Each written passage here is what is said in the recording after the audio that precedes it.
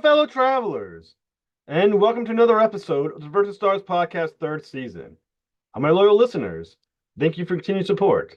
This is an amazing episode because David Castañeda boards the mothership to discuss Umbrella Academy on Netflix. Now, come aboard as we go traversing the stars. Thank you so much, Mr. Castañeda, for joining the Versus Stars podcast.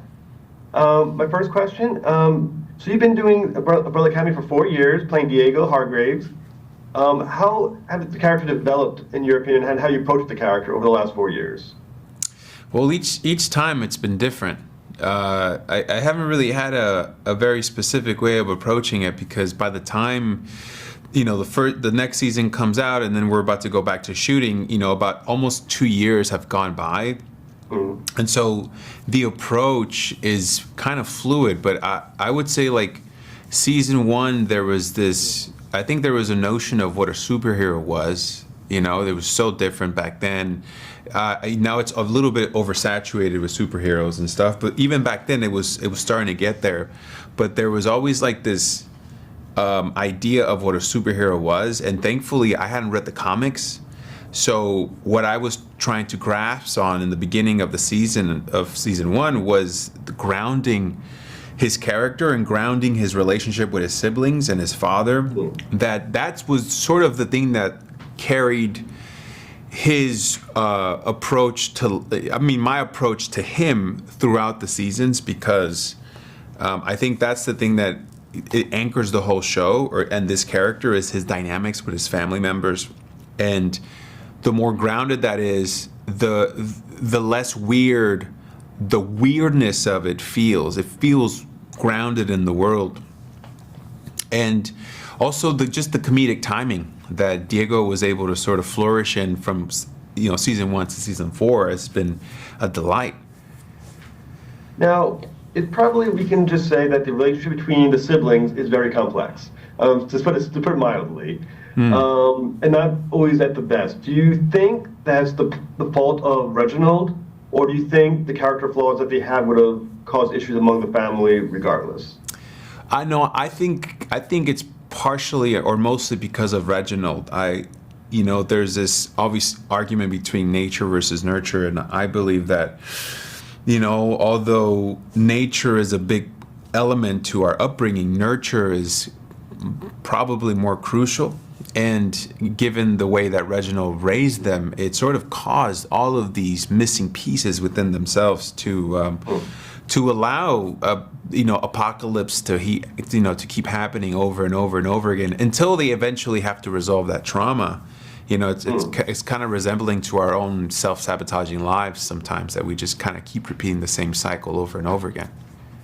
Now, because the siblings do eventually always come back together towards the end of the season to do the right thing, does that suggest in a sense of obligation, or do you think that is an underlying love that they do have for each other? To come back together?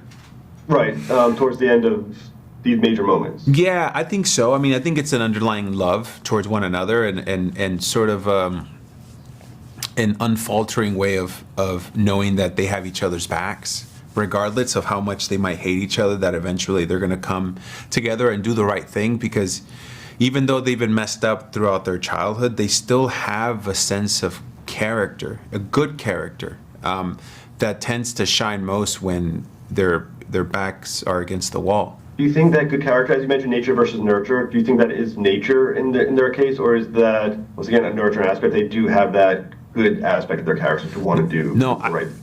I think that's nurture. I think that's an element that they sort of carry within themselves of having an immense sense of responsibility, of being able to do good in the world. Now, the nurturing aspect that Reginald sort of imposed on them has diverted them from what their true aspect could have been.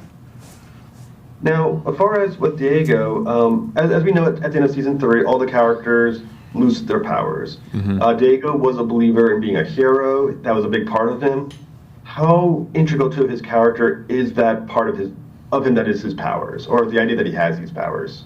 Oh, he completely identifies with it, and he validates his existence through that. So when that's removed, him trying to prove himself as a father and a husband is what he believes is going to be the thing that validates him. But but still secretly wanting to be the superhero, still wanting to go on the other side and see if the grass is greener on that side.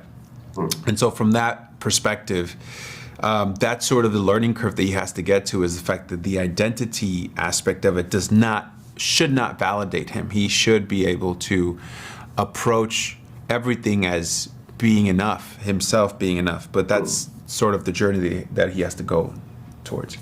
So, as someone who is the character is a father, and also obviously a husband, and as you're talking about the idea of feeling fulfilled or having that hole inside him because he loses his powers, how does it affect him as a father, and how does that impact the idea that he does have a family that he does need to be present for, but mentally he's still thinking about being the vigilante? Well, I mean, he's sort of repeating the same thing that Reginald did with his kids, in a weird way. Even though he might think he's doing a good job, but because he's not really focused on like himself, he's sort of just diluting himself, and therefore, lashing out in various ways in his marriage, and I'm sure it's trickling down to his relationship with his kids, who are seeing that, and so he is unconsciously repeating the same patterns, even though he's trying not to. And it's not until he gets to the CIA, where he starts seeing what his life is probably going to lead to by watching this other man be very isolated from his family, that to realize that, like, actually, I have everything I need right now. I think that's fascinating about what you just said, because as you're talking about that, I realized his only view of what a father is Reginald, who wasn't very good to begin with. So the worldview of what a father is supposed to be, I guess, would be kind of screwed up right from the beginning. Yeah, and also, he's only guided by what he shouldn't do, right? But how he shouldn't do it is the thing that he doesn't know. So he could say, like, I don't want to be a bad father. Okay, well, I won't be a bad father. But then how do you approach that? It's so complex. And the same thing, as his wife is Lila, as people have met from last season. Are they, when you watch season 4 and you kind of see how they interact with each other, they're not necessarily the happiest of couples. Is that inherent because of who they are, or that's just situational? They both are not living their best life because of it? I think it's mostly they're both resenting the lives that they were living together, because they can't really speak about the truth, which is, we're not doing well. We're sort of putting everything to the side and trying to raise these kids and hoping that eventually someone just puts a bullet in our heads and just like calls it a day. But, they're not really talking about it, which is the thing that they should. They should communicate that, like, hey, this isn't working. How do we fix this? But they're not. So would you say the underlining relationship between them, is there that love there, or is it like kind of being stuck in that situation because of now they're stuck in a family, now they're kind of forced to be a couple, as it were? No, I think they're still massively in love. They just don't know how to, like, kind of love with like in a healthy way, But I think they are in love. They just don't know what's the next step. They've, one's been an assassin, the other one's been a resentful superhero, and now they're both working, and living in the suburbs. The siblings are so different in their personalities. What do you think is it that they find a connection with each other? Is it just the relationship, or is there something about their goals or who they are, do you think, that does make them connect as siblings? Well, obviously the common purpose of saving Victor, right, sort of binds them together immediately. But everyone has their own intention of why they do it, right? Like, Diego sort of feels like, oh my God, a chance to recapture a glory day. Let me just go do this. It might not be that he actually wants to rescue Victor. It's like, he knows that Victor's, needs help. But like, the bigger reward is like, let me put on my suit. Let me, we out a mission. Let me put on my stuff, So I think everyone's intention of why they're doing it has their own selfish reasons. And then eventually becomes a little bit more noble at the end. So, what have you enjoyed most about playing Diego this season? Like, what have they done with the character that you found most fascinating? Oh, I think his body language, what I found so fascinating, because I think the first 3 seasons he had this very like, this very aggro, testosterone-filled way of being, and in this one he's sort of a little bit more meek, a little bit more like let go, a little pudgy, and having that Diego mentality, but with physically being someone of an, kind of let himself go, and that mixture was really fun to play with. Is he the most naturally heroic of the siblings, would you say?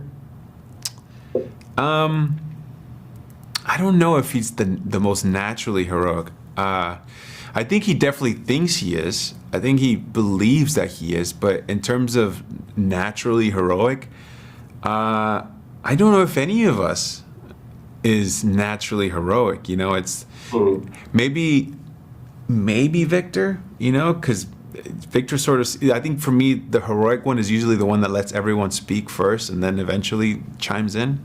And I don't think any of us lets anyone else speak and then us speak, Well, like I said, the fun thing about Umbrella Academy is that the seasons are kind of crazy. Like the stakes get weirder and crazier as the series has gone along.